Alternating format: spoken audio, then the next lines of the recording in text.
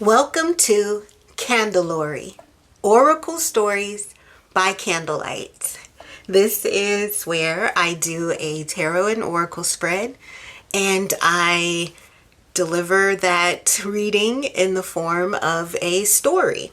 So I hope that it is entertaining for you, and if it is meant for you, I hope there is something in the story that helps to bring you into better alignment. Please subscribe, comment, let me know how you like the story, and give me a thumbs up. Okay, so let's get into it. Today's story is about Viktor and Vanessa.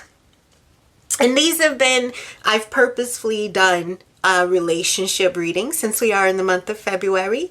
So these are relationship readings. Unfortunately, they have not been like the brightest, happiest of readings, but so as it is. Viktor and Vanessa. Viktor was a gorgeous man. His many years of sports through school and college had given him an effortless athletic build. He was smart and ambitious, a real catch. Women were constantly throwing themselves at him, and he treated these women as very replaceable, only there to serve his needs until they became too clingy or too messy. Without being consciously aware of it, Viktor saw women as just something to have fun with, get his ego stroked by, and, maybe impress his friends. Viktor was a realtor, and he was at his local museum speaking with a curator about some artwork for a client. As he was waiting for the curator to arrive, he saw a very interesting creature walk through the foyer and disappear through a large door. Viktor was highly intrigued. In fact, he had never been this intrigued by the simple sight of a woman in his life. She didn't look like the usual women who threw themselves at him. She was wearing very oversized clothes, and he could see her waist-length dreadlocks hanging from under her colorful headscarf. She looked like sunshine, like she smelled like flowers and tasted like honey. Viktor was still in his thoughts about her when the curator walked up to start the meeting. Viktor talked business with the curator, but then he asked about the woman he had seen. The curator laughed and said, "Oh yeah, that's our conservator, Vanessa." He said she was like a little forest sprite. The curator said Vanessa created her own amazing art, but she never let him display it. And they were happy that she was happy to serve as their conservator. Viktor asked if he could speak with Vanessa, about some work, of course. And the curator paused before telling Viktor he would have Vanessa call him about the work. Viktor reluctantly agreed and left the museum. For the next 2 days, he anxiously awaited Vanessa's call. On the third day, she called. Vanessa was a small woman with slight stature, but her voice was a deep, soothing alto. It didn't seem to match. She asked about the work, and Viktor suggested they meet for lunch to discuss it.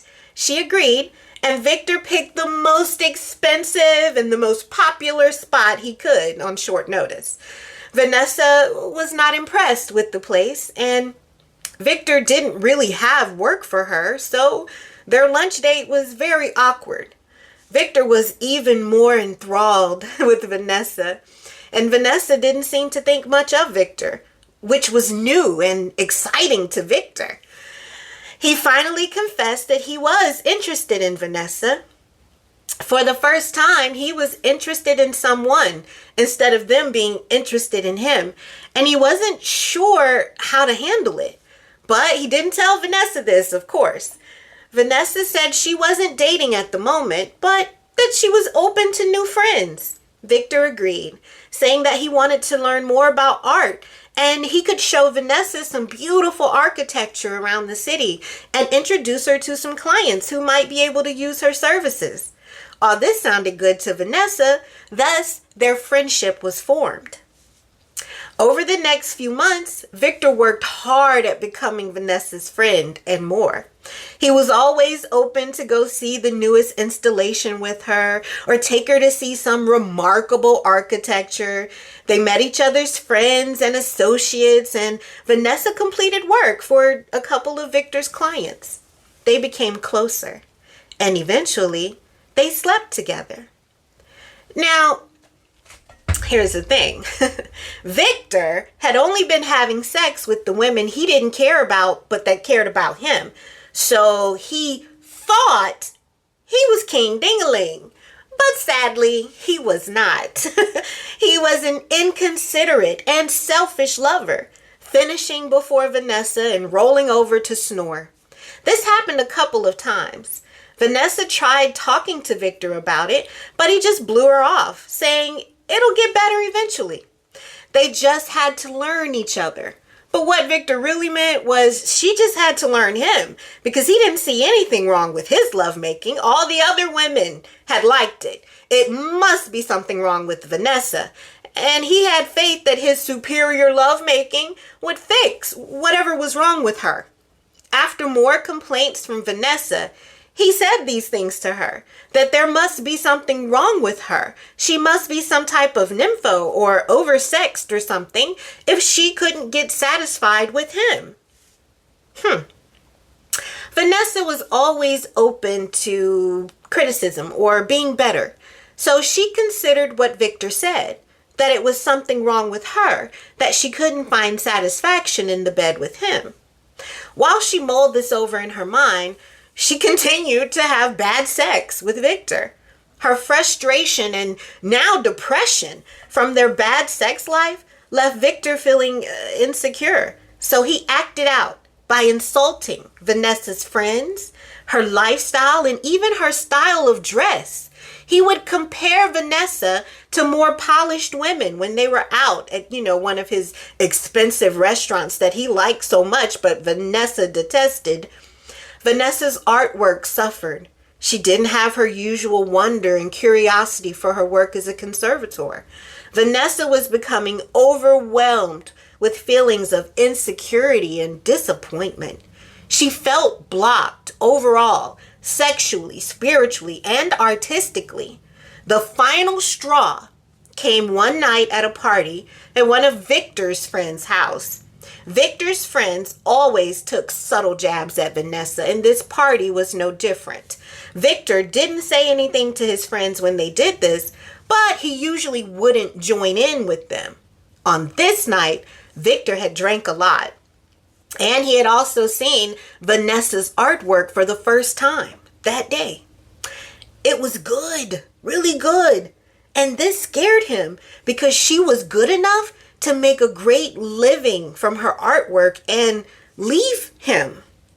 His insult to Vanessa was not subtle. He drunkenly told his friends that Vanessa was just a conservator because her artwork was trash, probably why she had waited so long to show him. Now, Viktor knew that Vanessa had waited because she was very particular about who saw her art. It was very personal for her, and she had only now gotten to a place where she trusted Viktor enough to show him her work.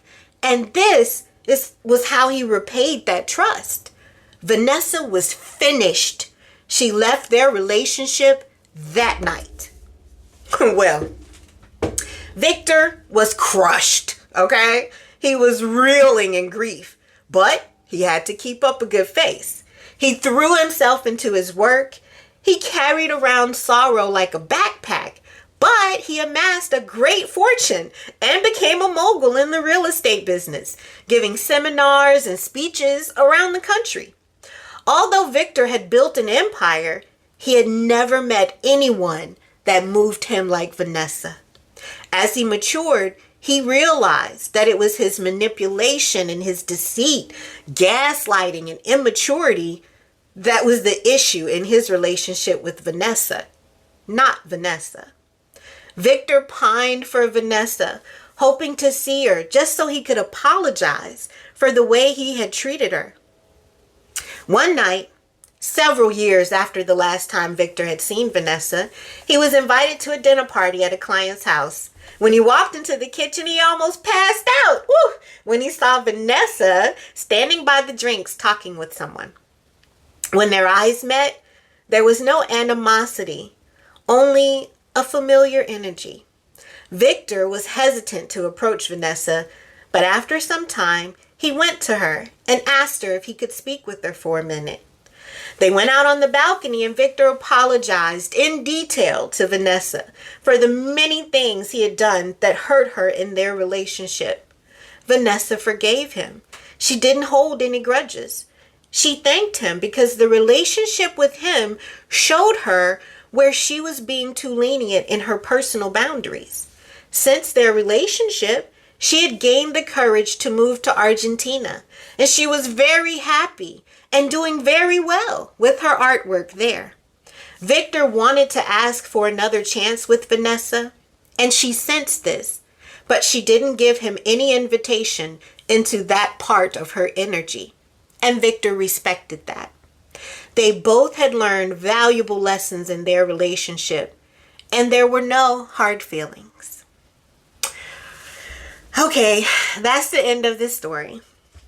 And when I started this and I was like, I have like carte blanche to give these readings in story form. So I can, do whatever I want to as long as I get the main message or energy of the reading across in the story, the way I feel, the way I've interpreted and such, then I can end it however I want, right? Like I can, and I was like, I'm going to give all the stories like these happy endings. But then when I started doing it, it's not that way. When I'm doing the stories, I am going along with the interpretation that I get from the cards. And sometimes to put the ending I want on it changes the whole reading. It changes the meaning of the story. So with this one, I was tempted. I wanted them to have been apart and come back together and rekindle and restart their relationship, but that wasn't what I saw in the cards. What I saw in the cards, okay, here, I put it down here, takeaway. The song, Lost Ones, Lost One, by Lauryn Hill, Lost Ones. It kept playing in my head. You might win some, but you really lost one. Some people that you come across and you're not in a place mentally or spiritually where you can treat them well, right? They really are a lesson because you get to experience the goodness of that person, but you don't reciprocate it. And once they're gone, I don't care what anybody says. If you have a good person in your life and they're being good to you on a consistent basis, kind, generous, loving, compassionate, if you do something so bad that a person like that, kind, loving, generous, compassionate, understanding, and they decide to leave you, you're going to feel that. You're going to feel it because those kind of people, unfortunately, they are rare. And I don't know, I've been through it myself, and sometimes when you lose that person, you lose them. You don't get them back. There's no do-over, and there's no do-overs in life. You know what I mean? So sometimes that person that was so wonderful to you, that was like your one and only chance in this incarnation to experience that level of love. Unfortunately, romantic love, you know what I mean? But yeah, unfortunately, you don't get a relationship that good again. You may get something different, something really good, but it's, different. But you won't be able to get that one that taught you that lesson because it had to be that good and you had to lose it for you to get the lesson. But yeah. Another I said, so some people you do wrong, they're really a lesson. You never get a chance with that type of person again. And you have to take that loss/lesson and move on. And another takeaway was bad sex can stifle your creative energy, wreak havoc on your self-esteem, and have you thinking there's something wrong with you when it's just the energy between you and that person isn't good, to me, sex, that's like the ultimate creative force, right? That's the epitome of creative energy.